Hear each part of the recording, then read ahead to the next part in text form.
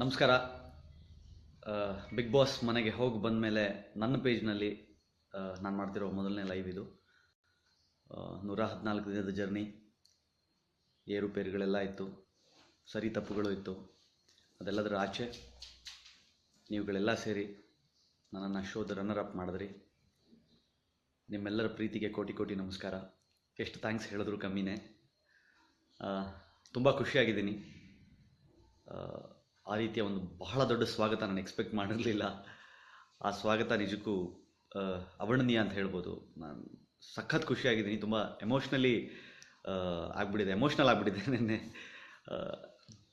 ನಿಮ್ಮ ಪ್ರೀತಿ, ನಾನು big boss ಗೆದ್ದಿಲ್ಲ ನಿಜ, ಆದರೆ ನಾನು ಸೋತಿಲ್ಲ ಅಂತ ಅನಿಸಿದ್ದು ನಿಜವಾಗ್ಲೂ ನಿಮ್ಮ ಈ ಪ್ರೀತಿ ನೋಡಿದ್ಮೇಲೆ, ನಿಮ್ಮ ಮೆಸೇಜ್ಗಳನ್ನು ನೋಡಿದ್ಮೇಲೆ, ಮತ್ತು ಈ ಹಿಂದೆ ನಾನೇನು ಕೆಲಸಗಳನ್ನ ಮಾಡ್ತಿದ್ನೋ, ನಿಜವಾಗ್ಲೂ ನಾನು ಬಿಗ್ ಬಾಸ್ ಮನೆಗೆ ಹೋಗುವ ಮುಂಚೆ ನನ್ನ ಕೆಲವು ನಿಲುವುಗಳಲ್ಲಿ ತಪ್ಪುಗಳು ಇತ್ತು ಅಂತ ನನಗೂ ಅರ್ಥ ಆಗಿದೆ. ಅಂದರೆ ನಾನು ಮಾತಾಡೋ ರೀತಿ ಸ್ವಲ್ಪ ಜೋರಾಯ್ತೇನೋ, ನನ್ನ ಧ್ವನಿ ಸ್ವಲ್ಪ ಏರಿತ್ತೇನೋ ಅನ್ನುವ ಅರಿವು ನನಗೂ ಇದೆ. ಎಲ್ಲವೂ ಸರಿ ಅಂತ ನಾನು ಹೇಳಲ್ಲ. ಸಾಕಷ್ಟು ಆ ಮನೆ ಕಲಿಸಿದೆ ನನಗೆ.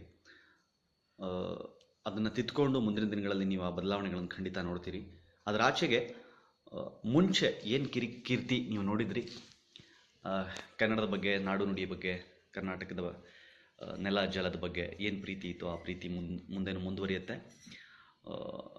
ಈಗ ಅದಕ್ಕೆ ಹೆಚ್ಚು ಅರ್ಥ ಸಿಗುತ್ತೆ ಅಂತ ಅಂದ್ಕೊಂಡಿದ್ದೀನಿ. ಯಾಕಂದರೆ ನೀವೆಲ್ಲ ಕೊಟ್ಟಿರೋ ಪ್ರೀತಿ ನನಗೆ ಇನ್ನಷ್ಟು ಆತ್ಮವಿಶ್ವಾಸ ಹೆಚ್ಚಿಸಿದೆ ಅನ್ನೋದರಲ್ಲಿ ಎರಡನೇ ಮಾತಿಲ್ಲ. ಹಾಗಾಗಿ ಖಂಡಿತ ಮಾಡ್ತೀನಿ. ಬಿಗ್ ಬಾಸ್ ಮನೆಯ 114 ದಿನದ ಜರ್ನಿಯನ್ನು ನೀವುಗಳು ನೋಡಿರ್ತೀರಿ. ನಿಮಗೆ ನನ್ನ ಸರಿ ತಪ್ಪುಗಳನ್ನ ಗಮನಿಸಿರ್ತೀರಿ. ಏನಾದರೂ ಪ್ರಶ್ನೆಗಳಿದ್ರೆ ಖಂಡಿತ ಹೇಳಿ. ಆಯ್ದ ಕೆಲವು ಪ್ರಶ್ನೆಗಳಿಗೆ ಉತ್ತರ ಕೊಡೋಕ್ಕೆ ನಾನು ಖಂಡಿತ ಪ್ರಯತ್ನಿಸ್ತೀನಿ. ಬಸವರಾಜ್, ಥ್ಯಾಂಕ್ ಯು, ಒಳ್ಳೆಯ ಆಟಗಾರ ಅಂತ ಹೇಳಿದಿರಿ, ಧನ್ಯವಾದ ನಿಮಗೆ. ಸುಧಾ ರೆಡ್ಡಿ ಅವರೇ, you are amazing bro. Sister, thank you so much.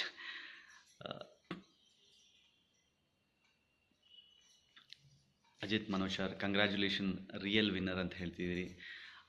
ಜನಾದೇಶ, ಅದು ಪ್ರಥಮ್ ಅವರೇ real winner. He is 100% entertainer. ಜನರ ಪ್ರೀತಿ ಅವರೂ ಗಳಿಸ್ಕೊಂಡಿದ್ದಾರೆ.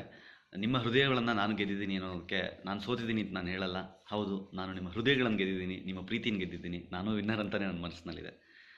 ಬಿಗ್ ಬಾಸ್ ಸೋತ್ರೆ ಏನು, ಕರ್ನಾಟಕದ ಜನರ ಮನಸ್ಸು ಗೆದ್ದಿದ್ದೀರಿ ಅಂತ ಚೇತನ್ ಚಿಣಗಿ ಹೇಳ್ತಿದ್ದೀರಿ. Thank you so much sir. ನಿಮ್ಮ ಪ್ರೀತಿ ಹೀಗೆ ಇರಲಿ.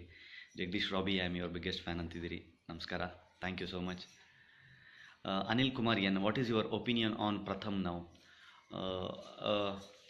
ಬಿಗ್ ಬಾಸ್ ಮನೆಯೊಳಗಡೆ ನಾನು ಪ್ರಥಮ್ ಏನಿದ್ವಿ, ಅದು ಯಾವುದು ಸುಳ್ಳಲ್ಲ, ಯಾವುದು ನಾಟಕಗಳಲ್ಲ. ನಿಜವಾಗ್ಲೂ ನನ್ನ ಅಭಿಪ್ರಾಯಗಳೇನಿತ್ತು ಅದನ್ನು ಅಲ್ಲಿ ಮಂಡಿಸಿದ್ದೀನಿ. ಅವ್ರದ್ದೇನಿತ್ತು ಅವ್ರು ಅದನ್ನು ಹೇಳಿದ್ದಾರೆ.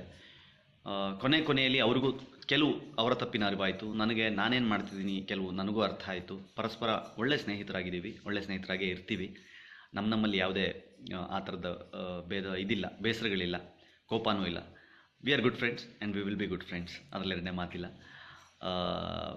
ನಾನು ಆಗಲೇ ಹೇಳಿದ ಹಾಗೆ ಪ್ರಥಮ್ ಒಬ್ಬ ಅದ್ಭುತ ಎಂಟರ್ಟೈನ್ಮೆಂಟ್ ಕೊಡಬೇಕು ಅನ್ನೋದಷ್ಟೇ ಅವ್ರ ಉದ್ದೇಶ ಆಗಿತ್ತು. ಅದನ್ನು ಅದ್ಭುತವಾಗಿ ನಿಭಾಯಿಸಿದ್ರು, ಅದ್ಭುತವಾಗಿ ಮಾಡಿದ್ರು ಸಹಿತ.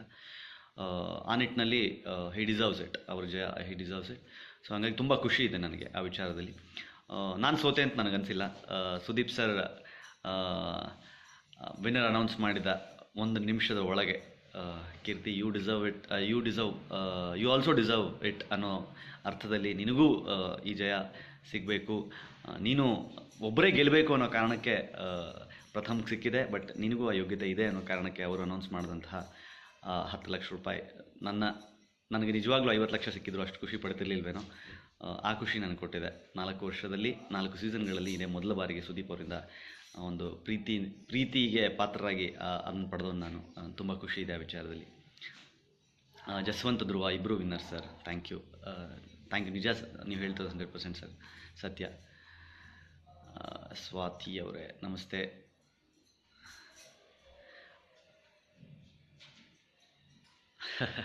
ಭರತ್ ಬರು, thank you. Bigg Boss winner ನೀವೇ ಅಂತ ಹೇಳ್ತಿದ್ದೀವಿ. ನಿಮ್ಮೆಲ್ಲರ ಪ್ರೀತಿ ಗೆದ್ದೀನಿ ಅಂದರೆ ಖಂಡಿತವಾಗ್ಲೂ ನಾನೇ ವಿನ್ನರ್ ಅಂತ ನನ್ನ ಮನಸ್ಸಲ್ಲಿದೆ. ನಾನೂ winner. Vinay Jogi, thank you, wonderful human being ಅಂತಿದ್ದೀರಿ. Thank you so much. ನಿಮ್ಮೆಲ್ಲರ ಪ್ರೀತಿ ನಿಜವಾಗ್ಲೂ ತುಂಬ ಖುಷಿ ಕೊಡ್ತಿದೆ. ಬಿಗ್ ಬಾಸ್ ಸಂಬಂಧಪಟ್ಟ ಹಾಗೆ ನಿಮ್ಮಲ್ಲಿ ಏನಾದರೂ ಅನುಮಾನಗಳಿದ್ದರೆ, ನಿಮ್ಮಲ್ಲಿ ಏನಾದರೂ ಪ್ರಶ್ನೆಗಳಿದ್ದರೆ ಖಂಡಿತವಾಗ್ಲೂ ಕೇಳಿ, ನಾನು ಅದಕ್ಕೆ ಉತ್ತರ ಕೊಡೋ ಪ್ರಯತ್ನವನ್ನು ಮಾಡ್ತೀನಿ. What is your next step towards Kannada and Karnataka we always love? Anil Kumar ಕೇಳ್ತಿದ್ದೀರಿ. ಅನಿಲ್, ನಾನಾಗಲೇ ಹೇಳಿದ ಹಾಗೆ ನನಗೆ ಪ್ರಶಸ್ತಿ ಮೊತ್ತ ಇಲ್ಲದೆ ಇದ್ದರೂ ಸಂಭಾವನೆಯಲ್ಲಿ 1/8 ಭಾಗನ ಮುಚ್ಚಿ ಹೋಗ್ತಾ ಇರೋ ಕನ್ನಡ ಶಾಲೆಗಳ ಅಭಿವೃದ್ಧಿಗೆ ನಾನು ಕೊಡಬೇಕು ಅಂತ ಡಿಸೈಡ್ ಮಾಡಿದ್ದೀನಿ. ಆಲ್ರೆಡಿ ರಾಜ್ಯದ 6-7 ಕನ್ನಡ ಶಾಲೆಗಳನ್ನು, ಬೆಂಗಳೂರಿನ ಒಂದು ಶಾಲೆಯೂ ಸೇರಿದಂತೆ 6-7 ಶಾಲೆಗಳನ್ನು ಮಾರ್ಕ್ ಮಾಡ್ಕೊಂಡಿದ್ದೀನಿ. ಅಲ್ಲಿಗೆ ಕಂಪ್ಯೂಟರ್ ವ್ಯವಸ್ಥೆಯೇ ಇಲ್ಲದ ಕೆಲವು ಶಾಲೆಗಳಿಗೆ ಕಂಪ್ಯೂಟರ್ಸ್ ಕೊಡಿಸ್ಬೇಕು ಅಂತ ಆಲ್ರೆಡಿ ಯೋಚನೆ ಮಾಡ್ತಾಯಿದ್ದೀನಿ. ಶೀಘ್ರದಲ್ಲೇ ನನ್ನ ಕೈಗೆ ಹಣ ತಲುಪಿದ ಕೂಡಲೇ ಆ ಕೆಲಸ ಮಾಡ್ತಾಯಿದ್ದೀನಿ. ನಾನು, ನನ್ನ ಮಗ, ನನ್ನ ಹೆಂಡತಿ ಮತ್ತು ನನ್ನ ಗೆಳೆಯ ಮಂಜು 4 ಜನ ಸೇರಿಕೊಂಡು ರಾಜ್ಯಾದ್ಯಂತ, ಅಂದರೆ ಆ ಏನು 7 ಶಾಲೆಗಳಿದೆ, ಗ್ರಾಮೀಣ ಪ್ರದೇಶದ ಹಳ್ಳಿಗಳ ಶಾಲೆಗಳು, ಆ ಶಾಲೆಗಳಿಗೆ ನಾವಾಗೇ ಹೋಗಿ ಅದನ್ನು ಆ ಶಾಲೆಗಳಿಗೆ ಕೊಟ್ಟು ಆ ಶಾಲೆಗಳ ಅಭಿವೃದ್ಧಿಗೆ ಪಣ ತೊಟ್ಟು, ಕನ್ನಡ ಶಾಲೆಗಳನ್ನು ಮುಚ್ಚಬೇಡಿ ಅನ್ನೋ ಅರ್ಥದಲ್ಲಿ ಒಂದಷ್ಟು ಕೆಲಸ ಮಾಡಬೇಕು, ಒಂದಷ್ಟು ಅರಿವು ಮೂಡಿಸ್ಬೇಕು ಅನ್ನೋ ಪ್ರಯತ್ನ ಮಾಡಬೇಕು ಅಂತಿದ್ದೀನಿ. ಖಂಡಿತ ಅಲ್ಲಿಂದ ನನ್ನ ಕೆಲಸಗಳು, ಕನ್ನಡ ಪರ ಕೆಲಸಗಳು ಆರಂಭ ಆಗುತ್ತೆ.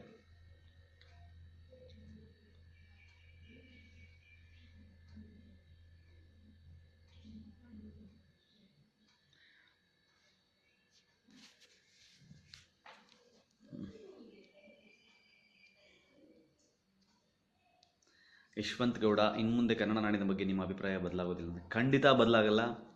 ನಾನು ಯಾವತ್ತಿದ್ರೂ ಹೆಮ್ಮೆಯ ಕನ್ನಡಿಗನೇ. ಕನ್ನಡದ ಬಗೆಗಿನ, ನಾಡು ನುಡಿಯ ಬಗೆಗಿನ ಪ್ರೀತಿ ಹಾಗೇ ಇರುತ್ತೆ, ಯಾವತ್ತಿಗೂ ಇರುತ್ತೆ, ಶಾಶ್ವತವಾಗಿರುತ್ತೆ. ಅದನ್ನು ಬದಲಾಯಿಸೋಕ್ಕೆ ಸಾಧ್ಯನೇ ಇಲ್ಲ ಯಾರ ಕೈಯಿಂದ. Nataraj Patil, which is your upcoming film ಹೋಗೋಕ್ಕೆ ಮುಂಚೆ ನೀವಾಗಲೇ ಒಂದು ಪ್ರೋಮೋ ಟ್ರೈಲರ್ ನೋಡಿರ್ತೀವಿ. 2ನೇ ಸಲ ಒಂದು ಸಣ್ಣ ಪಾತ್ರ ಮಾಡಿದ್ದೀನಿ, ಅದರದ್ದು ಒಂದು ಸಿನಿಮಾ ರೆಡಿ ಇದೆ. ಇನ್ನೊಂದು ಚಿತ್ರಾಲಿ ಅಂತ ಒಂದು ಸಿನಿಮಾದಲ್ಲಿ ನಾನು ಆ್ಯಕ್ಟ್ ಮಾಡಿದೆ ಹೋಗೋಕ್ಕೆ ಮುಂಚೆನೇ. ಆ ಸಿನಿಮಾ ರಿಲೀಸ್ಗೆ ರೆಡಿ ಇದೆ. ಇನ್ನೊಂದು ನಾನು ಡೈರೆಕ್ಟ್ ಮಾಡ್ತಾಯಿದ್ದೀನಿ, ಅದೊಂದು 7-8 ದಿನ ಶೂಟಿಂಗ್ ಬಾಕಿ ಇದೆ. ಅದು ಬರುವ ಸಾಧ್ಯತೆಗಳು ಸದ್ಯದಲ್ಲೇ ಒಂದು ಶುರು ಮಾಡ್ಕೋತೀನಿ.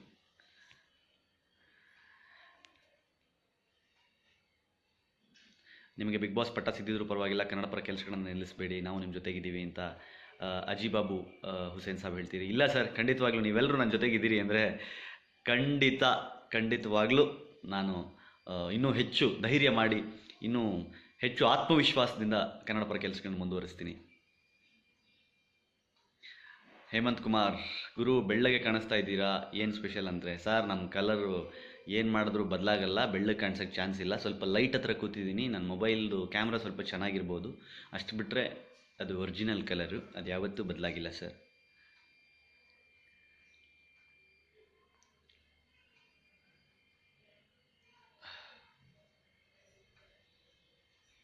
ಕನಸು ಅನು ಸರ್, ಲೈವಾ ಇದು? ನಿಜವಾಗ್ಲೂ ಖಂಡಿತವಾಗ್ಲೂ ಕನಸು ಅವರೇ, ಇದು ಲೈವಲ್ಲಿ ಮಾತಾಡ್ತಾ ಇದ್ದೀನಿ. Monish, you have calm down a bit. ನಿಮ್ಮ ಕನ್ನಡ ಹೋರಾಟ ಮುಂಚಿನಾಗಿ ನಾನು ಮುಂಚೆನೂ ಉಗ್ರವಾಗಿ ಹೋರಾಟ ಮಾಡ್ತಿದ್ದೆ ಅಂತ ನಾನು ಒಪ್ಕೊಳ್ಳಲ್ಲ. ನನ್ನ ಧ್ವನಿಯನ್ನು ಏರಿಸಿ ಪ್ರಶ್ನೆ ಮಾಡ್ತಿದ್ದೆ. ಉಗ್ರವಾಗಿ ನಾನು ಯಾವತ್ತೂ ಕಲ್ಲು ತೂರೋದಾಗಲಿ, ಬೆಂಕಿ ಹಚ್ಚೋದಾಗಲಿ, ಹೊಡೆಯೋದು ಬಡಿಯೋದು ಆ ಥರದ್ದು ಹೋರಾಟ ನಾನು ಯಾವತ್ತೂ ಮಾಡಿಲ್ಲ. ನೀವು ಗಮನಿಸಿದ್ರೆ ಏರು ಧ್ವನಿಯಲ್ಲಿ ಪ್ರಶ್ನೆ ಮಾಡ್ತಿದ್ದೆ, ಇಲ್ಲ ಅಂತಲ್ಲ. ಅದು ಅವಶ್ಯಕತೆ ಇದ್ದರೆ ಇವತ್ತೂ ಮಾಡ್ತೀನಿ, ಅದರಲ್ಲಿ 2ನೇ ಮಾತೇ ಇಲ್ಲ. ಖಂಡಿತವಾಗ್ಲೂ ಬೇಕು. ಕೆಲವು ಸಲ ಏರು ಧ್ವನಿಯಲ್ಲಿ ಕೇಳಿಲ್ಲ ಅಂದರೆ ಇಲ್ಲಿ ಏನೂ ಆಗಲ್ಲ. ಆ ಕಾರಣದಲ್ಲಿ ಏರು ಧ್ವನಿಯಲ್ಲಿ ಮಾತಾಡಿದ್ದೀನಿ ಅಷ್ಟೇ. ಬಿಟ್ಟರೆ ಕಾಮ್ ಡೌನ್ ಆಗಿರೋದು ನಿಜ, ತಾಳ್ಮೆ ಕಲಿಸಿದೆ ಸಾಕಷ್ಟು ಆ ಮನೆ. ಆದರೆ ನನ್ನ ಹೋರಾಟಗಳ ಸೌಂಡ್ ಹಾಗೇ ಇರುತ್ತೆ, ಮುಂದೆನೂ ಹಾಗೆ ಮುಂದುವರಿಯುತ್ತದೆ. Pallavi Srivatsa, real winner you are sir, congratulation you. Thank you so much. ನಿಮ್ಮ ಪ್ರೀತಿ ಹೀಗೆ ಇರಲಿ, ನಿಮ್ಮ ಹಾರೈಕೆಗಳು ನನ್ನ ಜೊತೆಗಿರಲಿ. ಬಿಗ್ ಬಾಸ್ ಮನೆಗೆ ಸಂಬಂಧಿಸಿದ ಏನಾದರೂ ಪ್ರಶ್ನೆಗಳೇ? If you have won the Bigg Boss you should give half money to ಶಾಲಿನಿನಾ? ವರ್ಷಾ ನಿಧೀಶ್, ವರ್ಷಾ ಅವರೇ, ಅರ್ಧ ಮನಿಯನ್ನು ಶಾಲಿನಿಗೆ ಕೊಡುವಷ್ಟು ದೊಡ್ಡವನು ನಾನಲ್ಲ, ಅಷ್ಟು ಶ್ರೀಮಂತನೂ ನಾನಲ್ಲ. ನನ್ನ ಕಷ್ಟಗಳು ಸಾಕಷ್ಟಿದೆ. ನನ್ನ ಮಗನ ಭವಿಷ್ಯ ಇದೆ, ನನ್ನ ಭವಿಷ್ಯ ಇದೆ, ನನ್ನ ಮನೆ ಇದೆ. ಈಗಲೂ ಬಾಡಿಗೆ ಮನೆಯಲ್ಲೇ ವಾಸ ಮಾಡ್ತಾ ಇರೋನು ನಾನು. ನನಗೂ ನನ್ನ ಜೀವನದ ಬಗ್ಗೆ ಕನಸುಗಳಿದೆ. ಹಾಗಾಗಿ ಆ ಥರದ ಆಲೋಚನೆಗಳು ಖಂಡಿತ ಇರಲಿಲ್ಲ. ಎಲ್ರಿಗೂ ಕರೆದೊಂದು ಪಾರ್ಟಿ ಅಂತೂ ಕೊಡ್ತಿದ್ನೇನು. Prem J Nayak, all over Karnataka campaign ಮಾಡಿ. ಖಂಡಿತ ನಂದು ಕೆಲವು ಆಲೋಚನೆಗಳು, ಪ್ಲ್ಯಾನ್ಗಳು ಅಂದ್ಕೊಂಡಿದ್ದೀನಿ. ನಾನು ಕಳೆದ ವರ್ಷ ನವೆಂಬರ್ನಲ್ಲೇ, ಅಂದರೆ ನಾನು ಯಾವಾಗ ಬಿಗ್ ಬಾಸ್ ಮನೆಯೊಳಗೆ ಹೋಗಿದ್ದೆ ಅದಕ್ಕೆ ಮುಂಚೆನೇ ನಾನು ಮತ್ತು ನಮ್ಮ ಕರ್ನಾಟಕ ಮೆಮೆಸ್ ಅನ್ನೋ 2 ಪೇಜ್ನವರು ಮಾತಾಡ್ಕೊಂಡಿದ್ವಿ. ನಾನು ಅವ್ರಿಗೂ ಹೇಳಿದ್ದೆ, ನೀವು ನಿಮ್ಮ ಸಪೋರ್ಟ್ ಬೇಕು ಅಂತ ನಾನು ಅವ್ರಿಗೂ ಕೇಳಿದ್ದೆ. ಆ, ಏನು ಅಂತಂದರೆ ಎಮ್ ಜಿ ರೋಡ್ನಲ್ಲಿ ಯಾವುದ್ಯಾವುದೋ ಕಾರ್ಯಕ್ರಮಗಳಿಗೆ, ವಿದೇಶಿ ಕಾರ್ಯಕ್ರಮಗಳಿಗೆ, ನ್ಯೂ ಇಯರ್ ಪಾರ್ಟಿಗಳಿಗೆ ಎಮ್ ಜಿ ರೋಡ್ನ ಕೊಡ್ತೀರಿ, ಕನ್ನಡ ರಾಜ್ಯೋತ್ಸವನ ಎಮ್ ಜಿ ರೋಡ್ನಲ್ಲಿ ಮಾಡೋಕ್ಕೆ ಅವಕಾಶ ಮಾಡಿಕೊಡ್ಬೇಕು ಅನ್ನೋ ಅರ್ಥದಲ್ಲಿ ನಾವು ಎಮ್ ಜಿ ರೋಡ್ನಲ್ಲಿ ಕನ್ನಡ ರಾಜ್ಯೋತ್ಸವವನ್ನು ಜೋರಾಗಿ ಮಾಡಬೇಕು, ಕನ್ನಡ ಹಬ್ಬ ಮಾಡಬೇಕು ಅಂತ ಅಂದ್ಕೊಂಡಿದ್ವಿ. ಕಾರಣಾಂತರಗಳಿಂದ ಅದು ಸಾಧ್ಯ ಆಗಲಿಲ್ಲ, ಯಾಕಂದರೆ ನಾನು ಬಿಗ್ ಬಾಸ್ ಮನೆಯೊಳಗೆ ಹೋಗಿದ್ದೆ, ಸಾಧ್ಯ ಆಗಿರಲಿಲ್ಲ. ಬಟ್ ಈ ವರ್ಷ ನಾನು ಇವತ್ತು ಹೇಳ್ತಾ ಇದ್ದೀನಿ, ನನಗದಕ್ಕೆ ಕನ್ನಡ ಜನರ ಸಪೋರ್ಟ್ ಬೇಕು, ಹಾರೈಕೆ ಬೇಕು, ಪ್ರೀತಿ ಬೇಕು, ನೀವು ನಿಮ್ಮ ವಿಶ್ವಾಸ ನನಗೆ ಬೇಕು, ನೀವು ನನಗೆ ಆತ್ಮವಿಶ್ವಾಸ ತುಂಬಬೇಕು ಆ ವಿಚಾರದಲ್ಲಿ. ಈ ವರ್ಷ 3 ದಿನಗಳ ಕಾಲ ನವೆಂಬರ್ನಲ್ಲಿ ಕನ್ನಡದ ಹಬ್ಬ ಮಾಡಬೇಕು ಅಂತ ಅಂದ್ಕೊಂಡಿದ್ದೀನಿ. ಏಕಕಾಲದಲ್ಲಿ ಕರ್ನಾಟಕದ ಸಾವಿರ ಜಾಗ, ಕನಿಷ್ಠ